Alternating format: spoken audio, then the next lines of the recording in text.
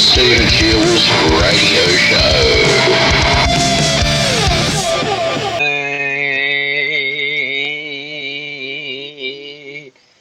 Yeah, what's going on, wisdom? Hello, I'm back.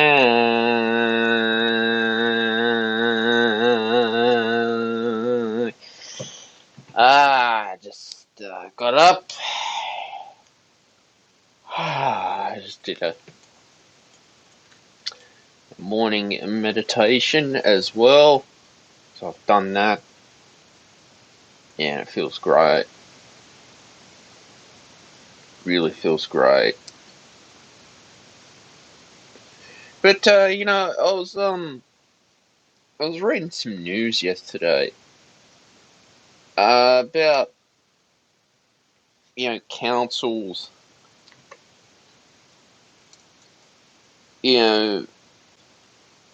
I don't understand. Like, I've seen this too with Liverpool Council, where some of the work is just standing around doing nothing, and it's like, well, you pay your rates every year, and it's like it becomes like a dictatorship. Like in Byron Bay, for instance, it's pretty much becoming a shithole. Because the council's only collecting garbage once a fortnight. I don't understand why there's bureaucrats in the council that want to change the rules all the time about, you're not allowed to smoke on the beach, but yet here they are in Byron Bay.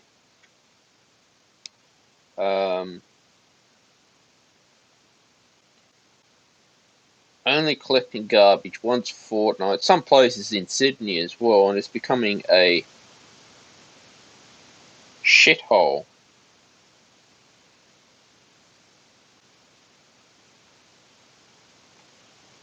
Now,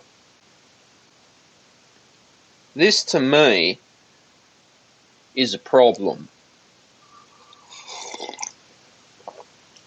Hygiene-wise, it's a problem.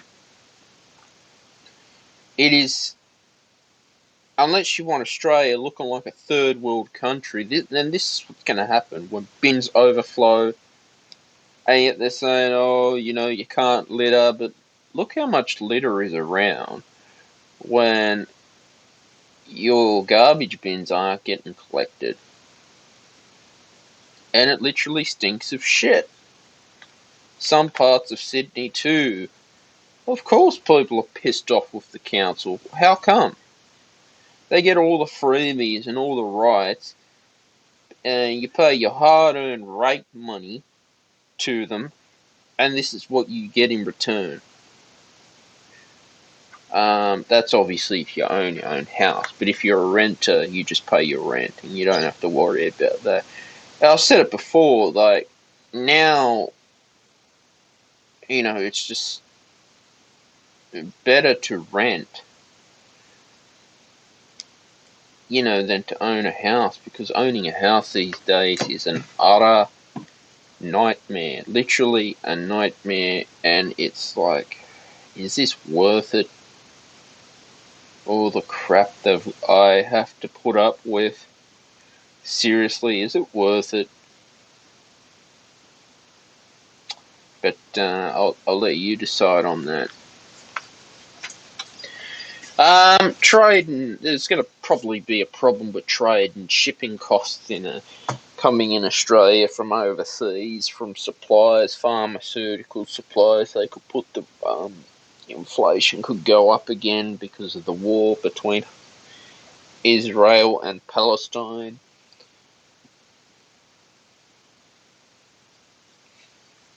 I've said it before about my thoughts on inflation. It sucks, and I hate it when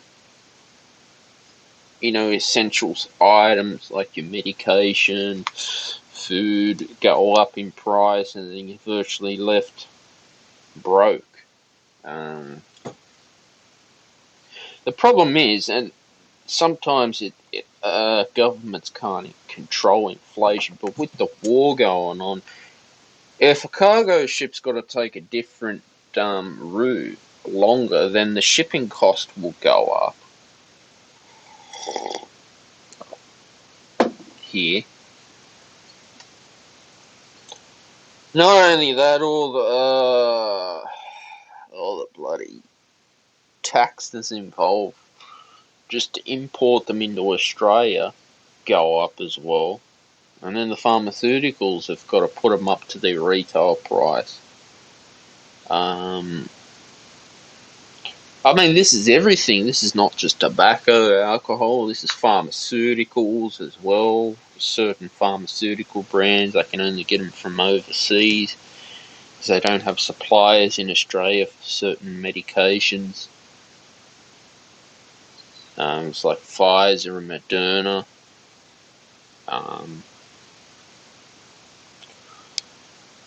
The other thing too, I've said it a lot on the show. Like, Australia's in so much debt. I believe all us uni students should have a right to a free education, especially with disabilities. I believe universities' education should be subsidised in this country. I believe that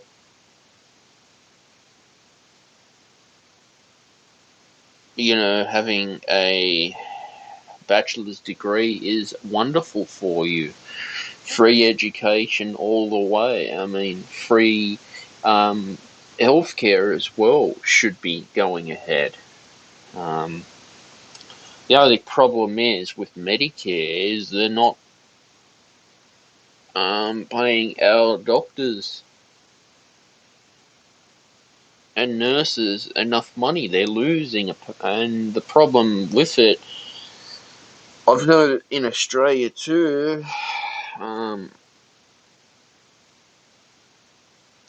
There are places that are just going split billing, so you pay apparently you pay the rebate or something.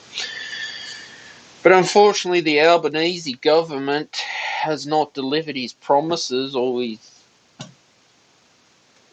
been very slow to deliver his promises for Medicare, because I'll always support Medicare. Not everyone in Australia can afford private, you know that. Cost of living, inflation, cost of living crisis as well. This has impacted people financially as struggling, and especially over Christmas. Like, it's good that the government told the corporations to drop their prices during Christmas time. Down, down, down. The original, which they should have been. Petrol as well. I think at one point this year we were paying $2 a litre for fucking petrol, which is just ridiculous. And if it keeps happening, you're just going to send people broke. You are going to people just stop going out to restaurants.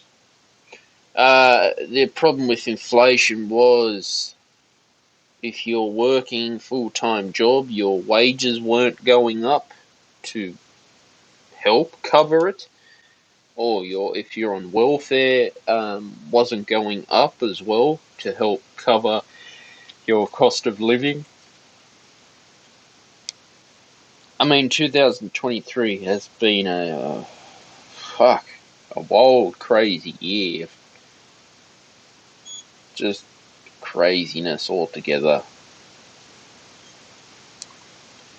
And I look forward to putting 2023 behind and starting fresh in 2024. But I would honestly hope that things do get better as well. Also, too, you got to understand supply and demand drives inflation up as well.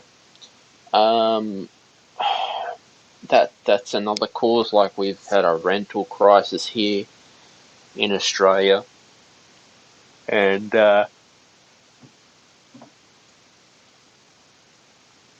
has driven up rental costs quite high. And it's quite sad that desperate tenants will pay triple the amount for the original rental price just to have a roof over their head. I mean, that's pretty much illegal to do that.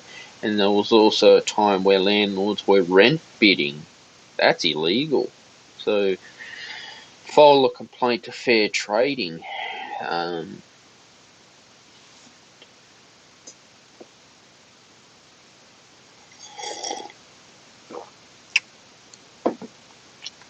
so, if the Reserve Bank of Australia keeps jacking up the interest rate, it was up at 5% this year. Way it goes, it's going to end up like a third world country. People will be broke. People stop going out.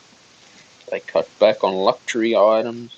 People stop going to restaurants, which is quite sad because we need our restaurants.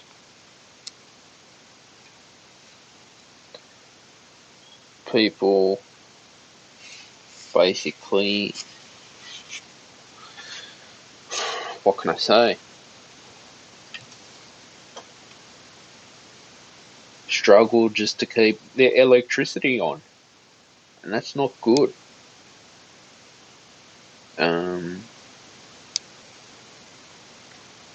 I've said it quite a fair bit on the Stephen Shields radio show that when there's bureaucrats out there, the government too, they want to regulate everything. They want to get their hand into everything. They want more GST.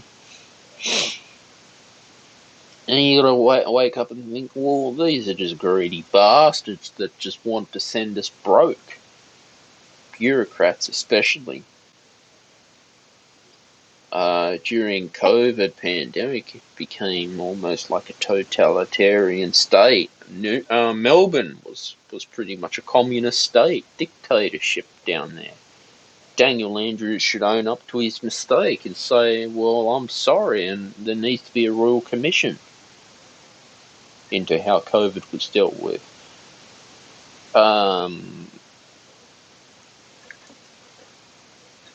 The royal commission into COVID is basically what it's done to people's mental health. It has affected my mental health as well. It's affected my life quite bad. Very bad it has. Just looking at that rainbow lorikeet sitting on the tree.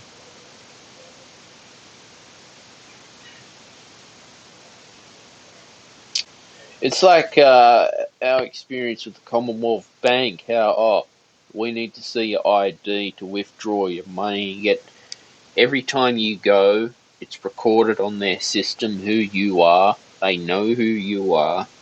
So where's all this capitalism coming from?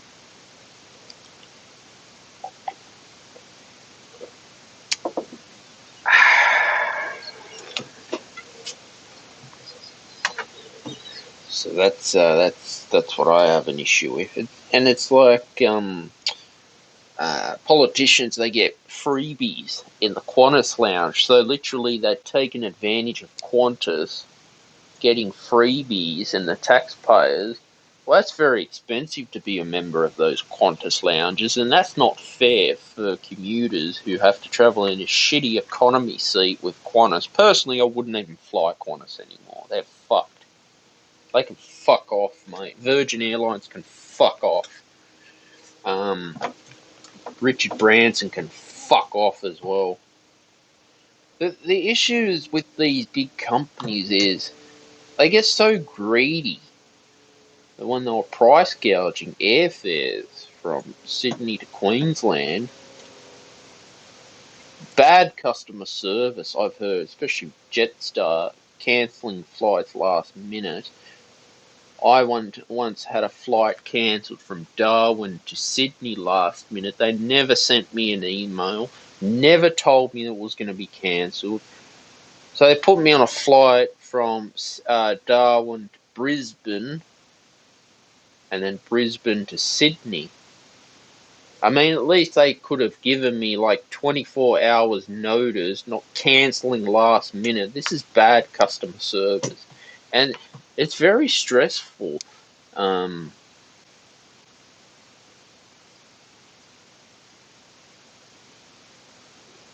When this happens, because this is not my fault. I was on time, I checked in on time. So I don't understand why Virgin Australia had to cancel and divert my flight from Darwin to Brisbane, Brisbane to Sydney. I mean, this is just unacceptable. Not only that, you're going to piss people off by doing that.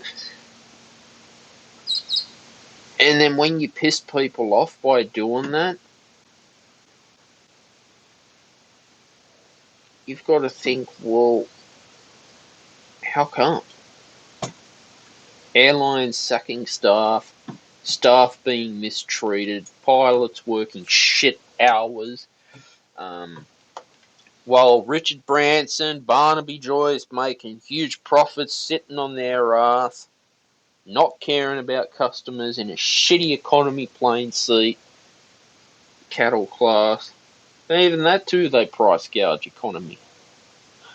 And you got to think, well, I can't trust an airline anymore. Not anymore. I do not trust any airline. I've heard good reviews for Etihad Airways. Air New Zealand, I've heard good reviews. So the way I see it, if I could pay the extra money for business, I'd do it. Because you just can't sleep on that plane. And if the flight attendants are going to be rude, speak up, file a complaint. Just don't fly Virgin again.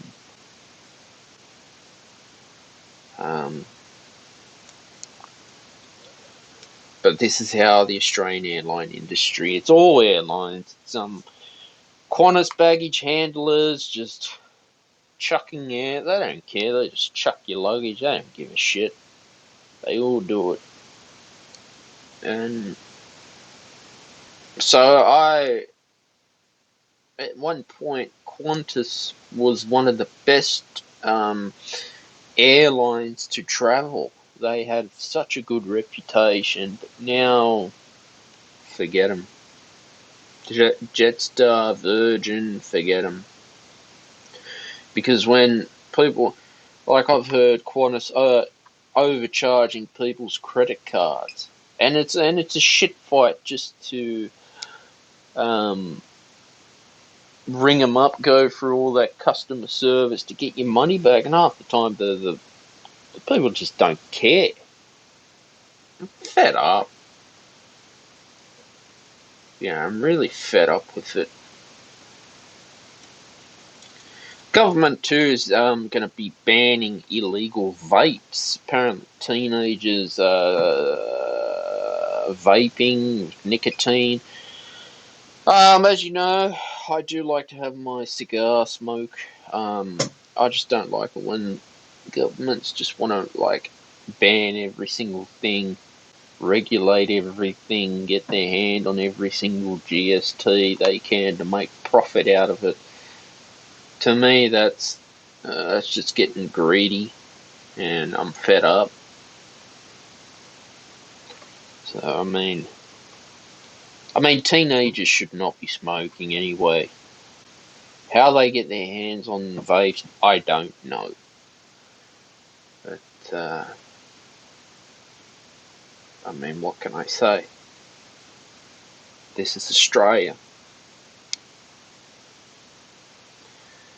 Yeah, cricket as well. Australia has won the Boxing Day test between Australia and Pakistan as well. David Warner's been a bit out of form, but Steve Smith managed to score a good 50. That was a good hard 50, but I'm very happy how Pakistan put on a good fight. They willing to push the Australian cricket team, putting the Australian cricket team on edge. Pat Cummins, great bowling, and Nathan Lyon too. The Australian cricket team, oh man, they're the world number one side, and they are very hard to beat. But Pakistan have improved so much, and they're willing to put up a fight. And it's always good when you see a test match. I think it got finished on day 4. That basically, is not washed out by rain. And it's like, yeah, we need to see like good hard test cricket. And that's what I like. There was just some great bowling. It was like a really good game of chess out there. This is what test cricket's about. Test cricket is a game of chess. It is hard. There's strategy involved.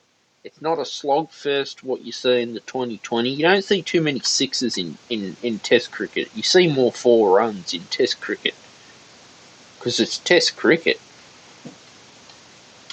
But I don't know what's happened to the day-night Test match if the ICC is still willing to play a day-night Test with a pink ball. They whinge about bad light. Now, obviously, with bad light, it gets too hard to see. I don't know if they can let spin bowlers, but can't they just change it to a pink ball if it's getting bad light? I don't know. The ICC has to make that decision. In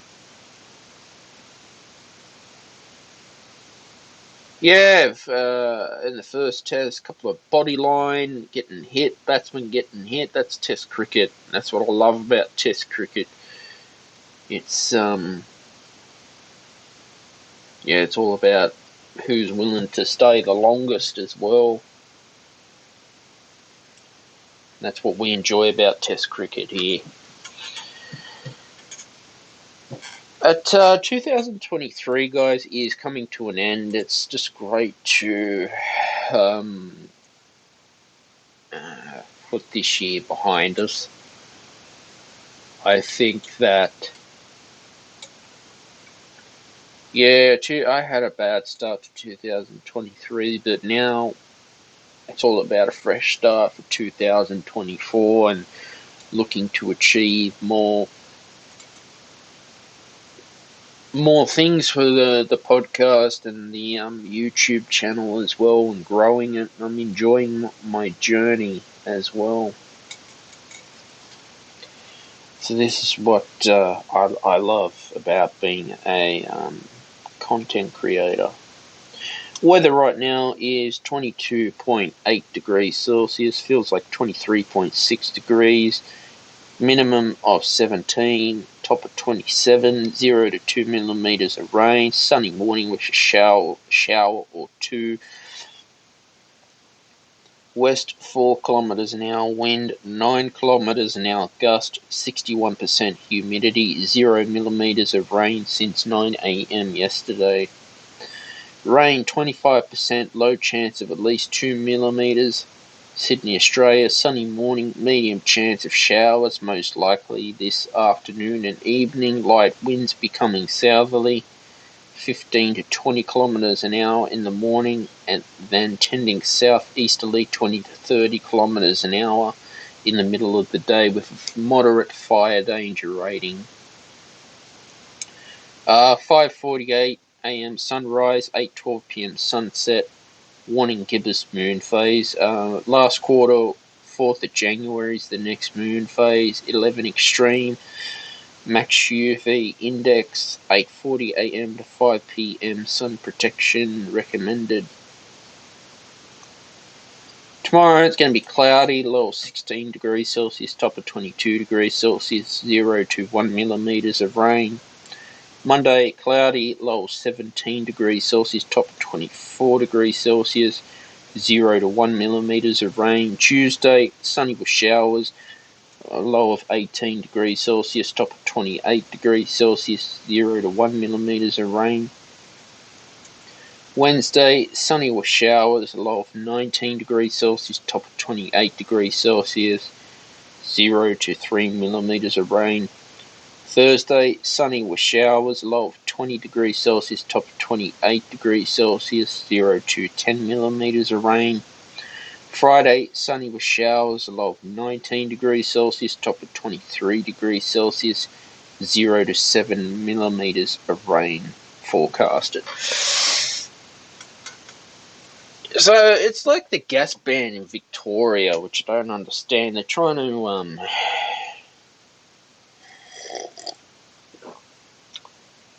these lefty governments just want to cut back on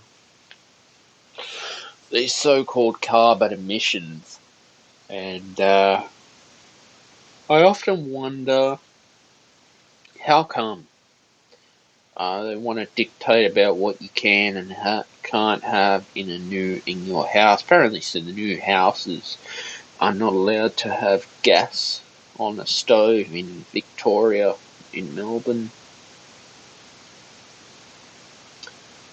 But that's Melbourne. I don't know. Melbourne is almost like a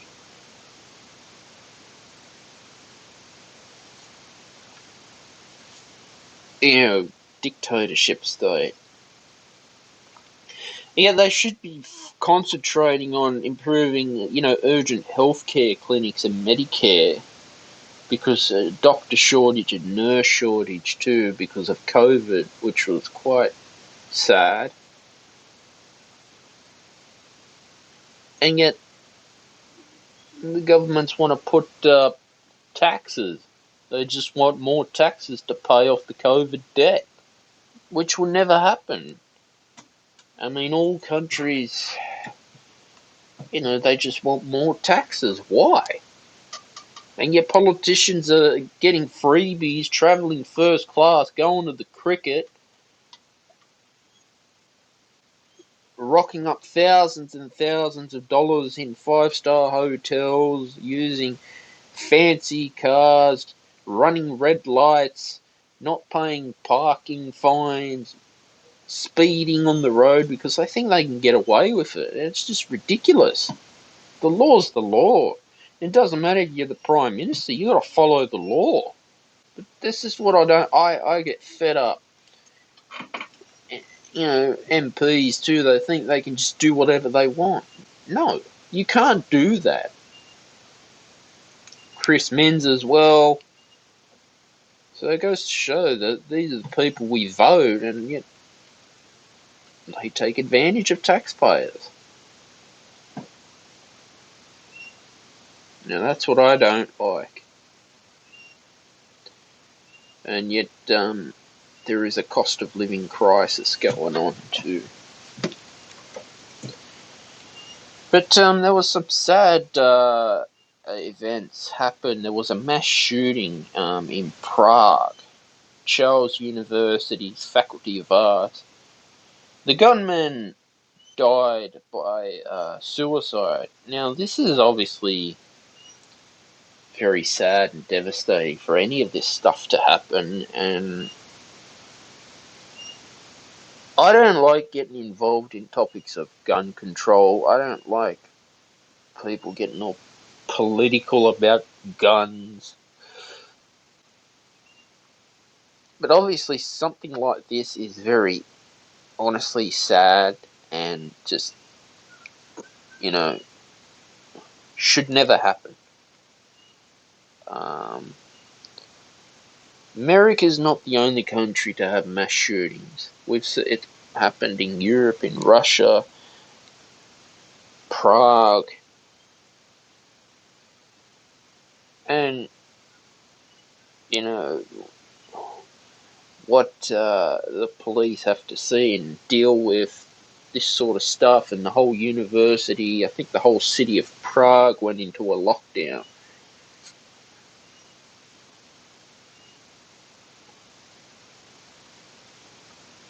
It is just very it's very sad that this happens, especially before Christmas. It should never ever happen. I don't know how people can do this. I don't know how they can think they get away with it, but justice shall be served. To anyone who thinks they can commit such an act like this, is just disgusting. And there are some students who are traumatized because of this.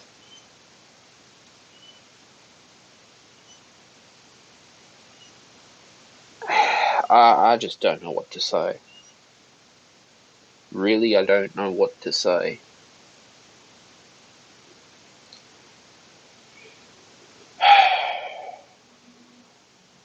Yeah, I don't know. I don't know.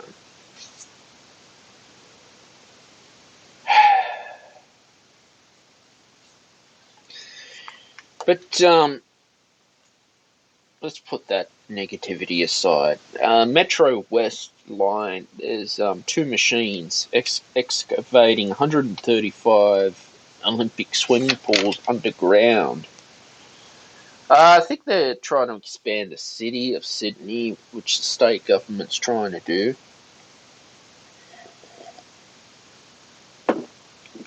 And I hope, Sydney can have more better infrastructure as well, because Australia's always been behind on infrastructure. I think, yeah, we've got to improve our infrastructure on this island nation for once, because people just get fed up of a lack of transport, a lack of, services out there.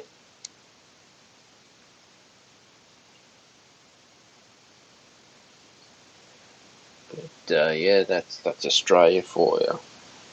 You're going back to Byron Bay. You know about how it stinks of shit. Apparently, the Byron Council Shire Mayor Michael Lyon, he said slip ups do happen, but how was this a slip up on purpose? Like, come on. This should never happen with any council. A so-called slip-up, which is a bullshit excuse to say, we fucked up on purpose. Now, I don't know who to trust anymore. I don't even trust the council. I don't trust any council. Because if a good council's sincere, they'd stick to their word and they start building better infrastructure for Australians out there. And not playing politics. Oh, I'm more qualified than you. Oh, you're too qualified. Oh, no, I can't do that because I gotta go do another safety course. That's ridiculous. This is what the council does. Okay? And this is why we need to start waking up and stand up for our rights against councils who think they can take advantage of us Australians, because that is not cool, and that is very un-Australian and unacceptable. Okay? And I am fed up with it. It's like the rental crisis in Australia. Hell, we've got problems here. Now, how did Australia end up having such a problem with rent for a family who needs to basically try to keep the lights on or virtually gone starving and broke just to pay the rent? That is not right. I can't believe it. That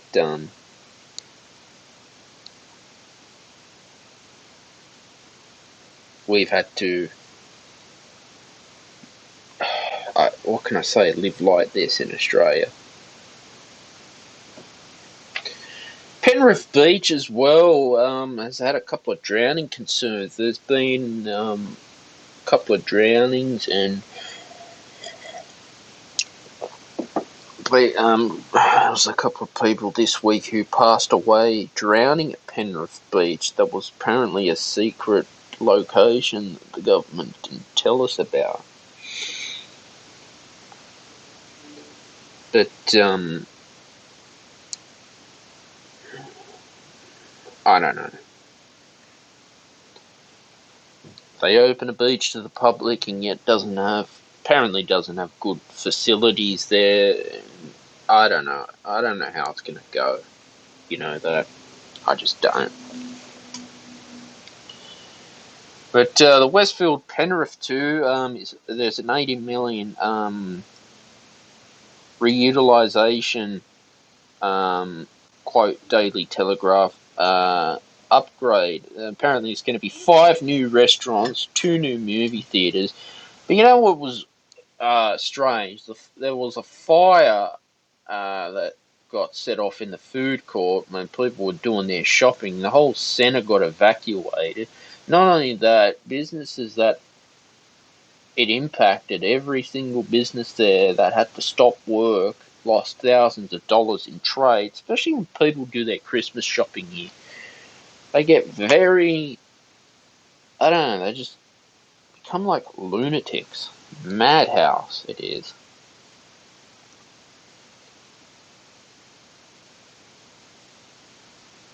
But this is, I don't know, this is what retail is coming toward Christmas.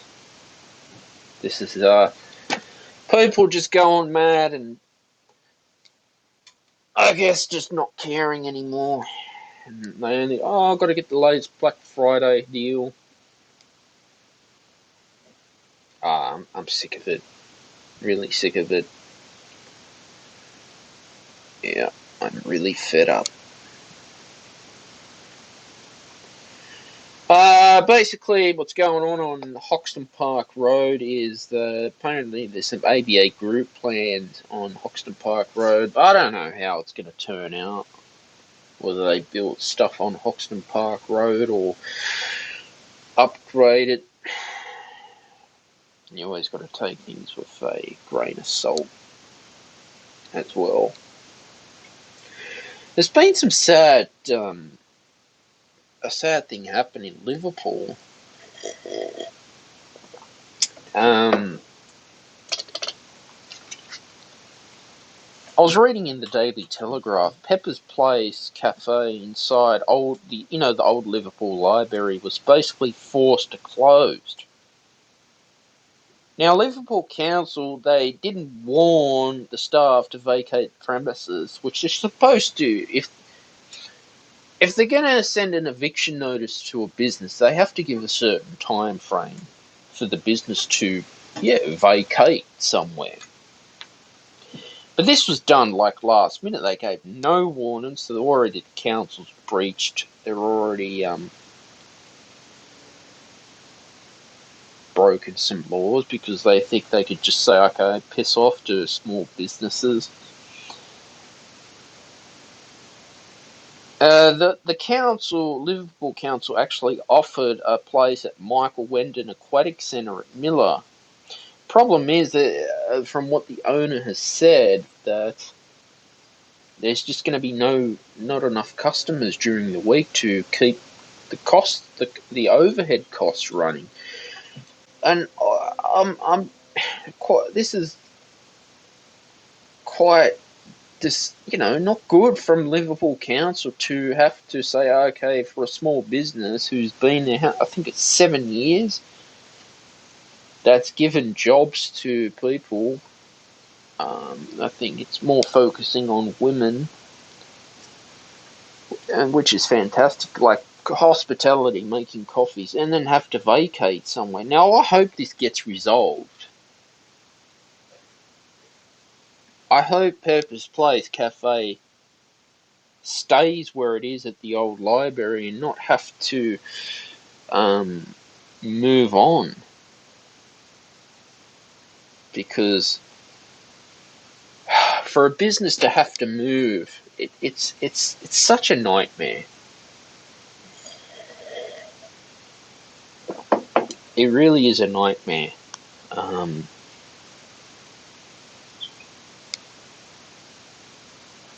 It's quite sad for a small business to have to close the doors and move somewhere else in a different area, and this is someone's income, and they could pretty much just lose it because Liverpool Council they told them to vacate last minute. You can't just do that.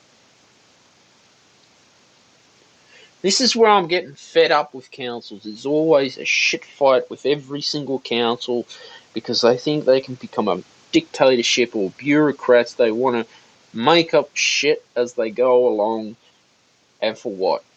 They having huge parties, getting freebies, living a luxury lifestyle while you're busting your ass off for 40, 60 hours a week for nothing, paying taxes.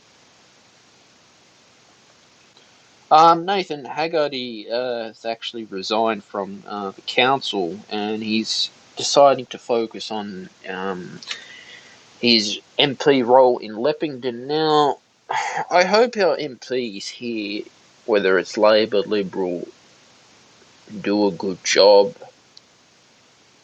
and are honest with people. I hope that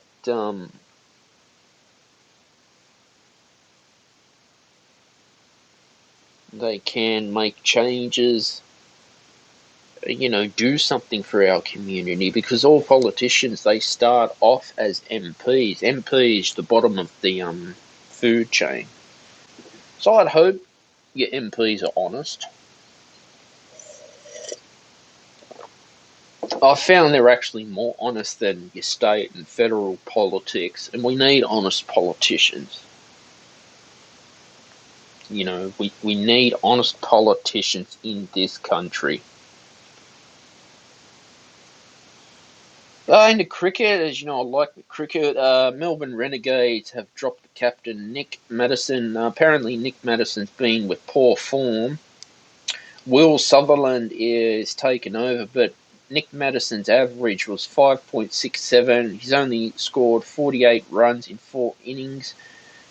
He ruptured his ace, I think it's ACL, fielding in January, so injury has set the captain, the former captain of the Melbourne Renegades, back too. So you got to understand, like, playing a lot of cricket. They were playing like 12 months of a year. They play cricket. It's crazy. It's like a full-time job for them. Alright, the weather right now is 23.3 degrees Celsius, feels like 23.1 degrees, minimum 17 degrees Celsius, top of 27 degrees Celsius, 0 to 2 millimeters of rain. Sunny morning with a shower or two. West 6 kilometers an hour wind, 7 kilometers an hour gust, 52% humidity, 0 millimeters of rain since 9 a.m. yesterday. 25% low chance of at least 2 millimeters of rain. Sunny morning, medium chance of showers most likely this afternoon and evening. Light winds becoming southerly, 15 to 20 kilometers an hour in the morning, then tending southeasterly, 20 to 30 kilometers an hour in the middle of the day with a moderate fire danger rating.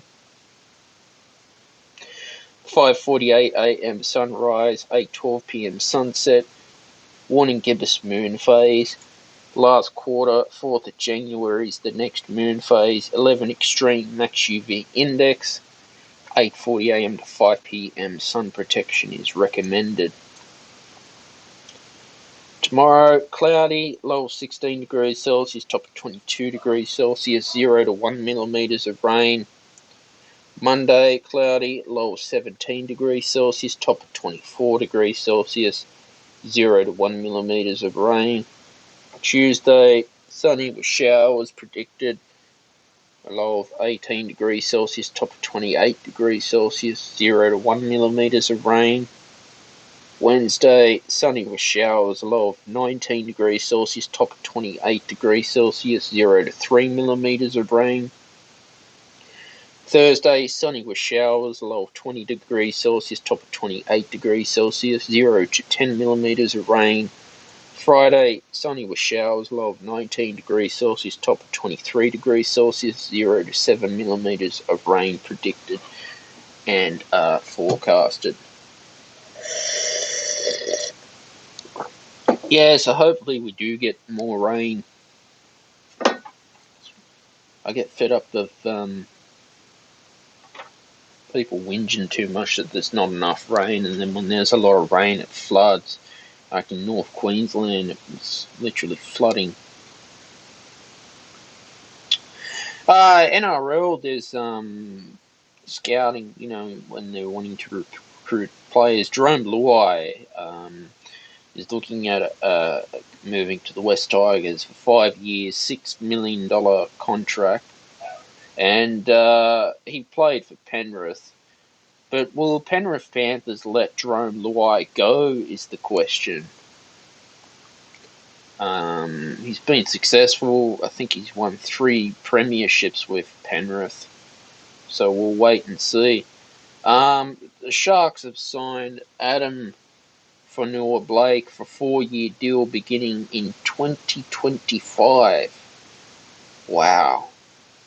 So when a player is producing good results, the club's willing to offer more money to keep them, but there's always expectations with the club.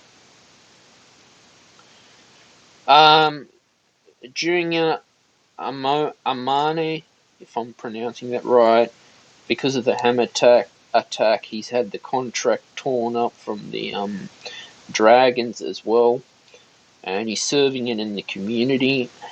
Tom Dearden has signed a 5-year deal to the Cowboys. So we'll wait and see how well these players perform with these re-signings. You remember Michael Schumacher, the Ferrari driver in Formula One, and he had that skiing accident. And life has been pretty private with Michael Schumacher. We haven't heard from him since the last time. From the Daily Telegraph's reporting, he's receiving 24 hours of care because of the head injury he suffered while skiing in the French Alps, and Michael Schumacher was put in a coma for 250 days. Now no one's heard from him, but we know that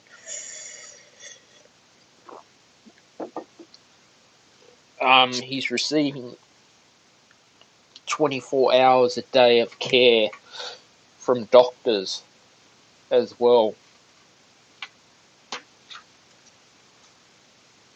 So that's what's the last we've heard from Michael Schumacher, the old retired Formula One driver. A funny thing, Max Verstappen, he was snubbed. He got snubbed by Mercedes because he tried to hire a performance car on a holiday, and Mercedes said he was too young. Apparently, this was for an insurance reason because Max Verstappen is under 30 years old. I think his manager or someone ended up driving it.